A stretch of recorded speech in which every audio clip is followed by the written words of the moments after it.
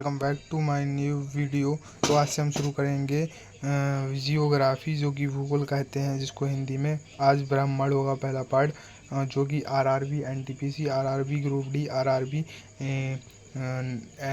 पूरे group D, NTPC technician सब के लिए होगा।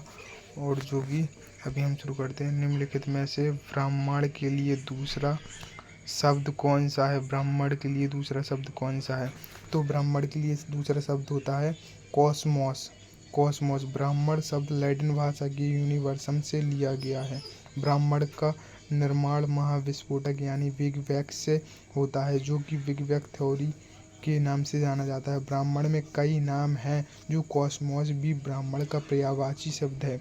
कॉस्मोस भी ब्रह्मांड का पर्यायवाची शब्द है। ब्रह्मांड की स्थिर अवस्था की संकल्पना के बारे में किस वैज्ञानिक ने विचार किया था?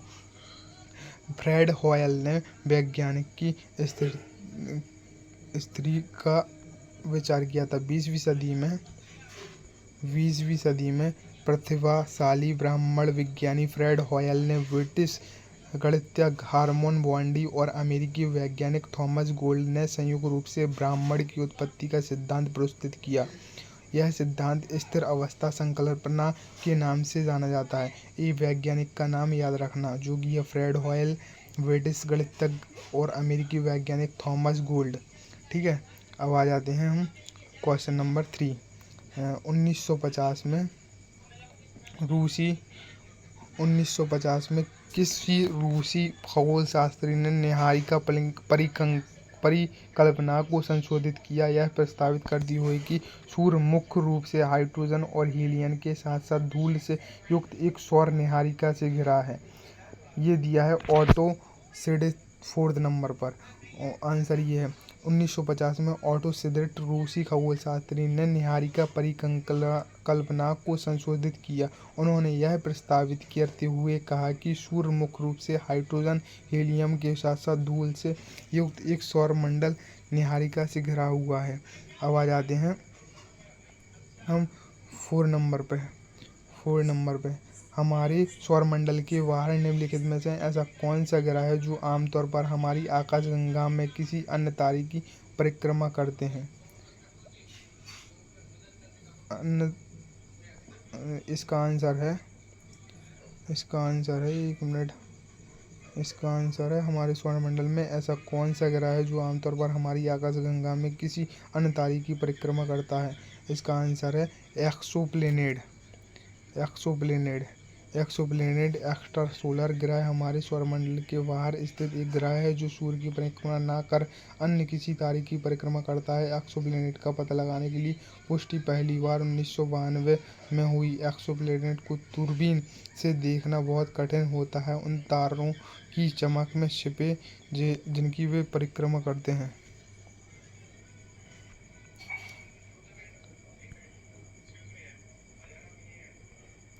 आ जाते हैं 5 पे। IC 1101 आकाशगंगा है। IC 1105 और एक आकाशगंगा है। IC 1101 एक महाकाय अंडाकार आकाशगंगा है।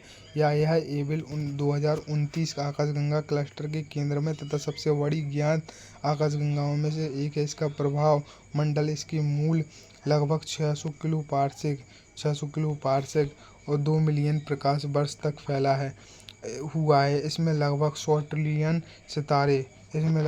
ट्रिलियन सितारे। यह आकाशगंगा पृथ्वी के 320 मेगा पारसेक वर्ष स्थित है, मतलब इतने दूर स्थित है। बिग बैंग सिद्धांत है ब्रह्मांड की उत्पत्ति के लिए। बिग बैंग सिद्धांत हमेशा ब्रह्मांड की उत्पत्ति के लिए हुआ है। बिग बैंग विस्फोटक हमेशा आधुनिक समय में ब्रह्मांड की उत्पत्ति के सर्वमान्य सिद्धांत है। इसे प्रस्तावित ब्रह्मांड परिकल्पना भी कहते हैं। एल्ड्विन हबल ने 1920 में ब्रह्मांड के विस्तार संबंधी प्रमाण प्रस्तुत किए। GAIA आंतरिक वेधशाला द्वारा की गई आकाशगंगाओं के विलय सिद्धांत है। ग्रीष्मकाल में रात के पहले प्रहर में दिखने वाले प्रसिद्ध तारामंडल को किस नाम से जाना जाता है?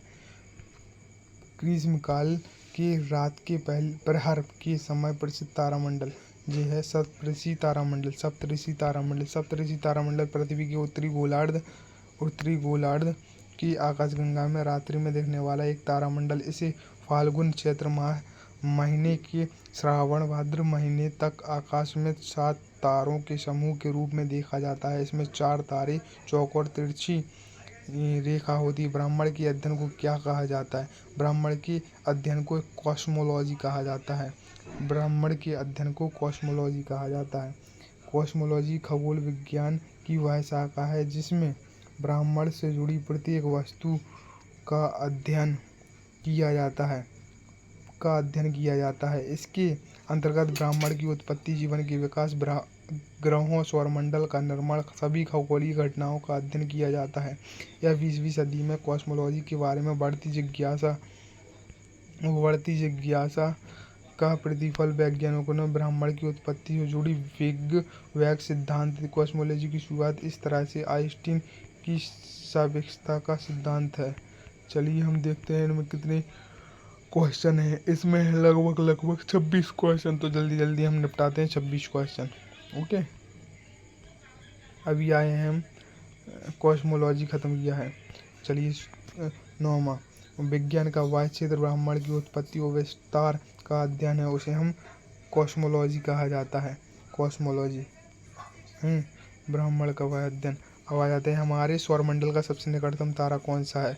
हमारे सौरमंडल का सबसे निकटतम तारा सबको ही पता है, प्रॉक्सिमा सेंचुरी। अब आते हैं प्रॉक्सिमा सेंचुरी सूर्य का निकटतम तारा है जो सूर्य से 4.3 प्रकाश वर्ष दूर है। इसी प्रकार साइरस या डॉग स्टार पृथ्वी से 8.6 प्रकाश वर्ष की दूरी पर स्थित है। सूर्य से 2 गुने द्रव्यमान वाला तारा और अल्फा सेंटोरी परिक्रमा सेंटोरी में शामिल है।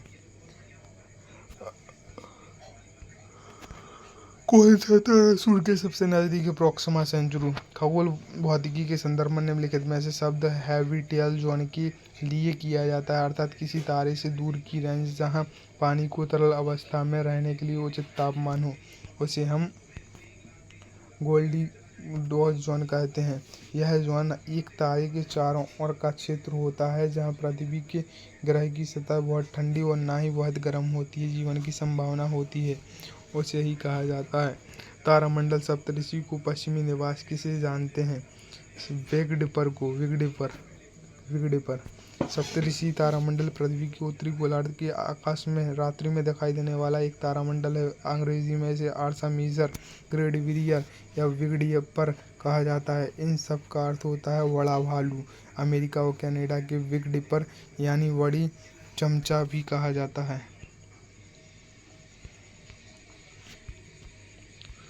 यदि हम कोई तारा सूर्य से बड़ा है किंतु 2 गुना बड़ा नहीं तो वह एक पल्सर कहलाता है। कि गैस, धूल और अरबों सितारों वाले विशाल संग्रह को कहा जाता है आकाशगंगा। घटकों के बीच गुरुत्वाकर्षण द्वारा भारी मात्रा में एक साथ एकत्र गैस, धूल और को क्या कहा जाता है? गैस, धूल आदि को क्या कहा जाता है? आकाशगंगा। निम्नलिखित में से हमारी निकटतम ज्ञात आकाशगंगा कौन सी है? हमारी निकटतम आकाशगंगा कैनेज मेफर डुबिलियर्स। निम्नलिखित में कौन सी खगोल और स्टेलर एक्स्ट्रा गैलेक्टिक दूरी को मापने के लिए उपयोग किया जाता है? यह है प्रकाश वर्ष। प्रकाश वर्ष लंबाई को मापने की सबसे बड़ी एक खगोलीय दूरी होती है जो अंतर्राष्ट्रीय एक प्रकाश वर्ष 9.40 × 10⁻15 होता है। सौरमंडल के बाहर सीरियस नामक चमकीले तारे को क्या कहा जाता है? Dog star. निम्नलिखित में एक तारे के जीवन चक्र में नीहारिका चरण निम्नलिखित में से किसको संदर्भित करते हैं? यह धूल और हाइड्रोजन का एक बादल होता है। ओरियन तारामंडल का सबसे चमकीला तारा निम्नलिखित में से कौन सा है? रिगेल। सबसे बड़ा तारामंडल किसे माना जाता है? हाइड्रा। ओरियन तारामंडल को अन्य किस नाम से जाना जाता है? हंटर। निम्नलिखित में से कौन सा एक तारामंडल नहीं है? रोमन ग्रह देवी। निशा काशी रात्रि आकाश में चमकने वाले पिंडों को किस नाम से जाना जाता है? खगोलीय पिंड।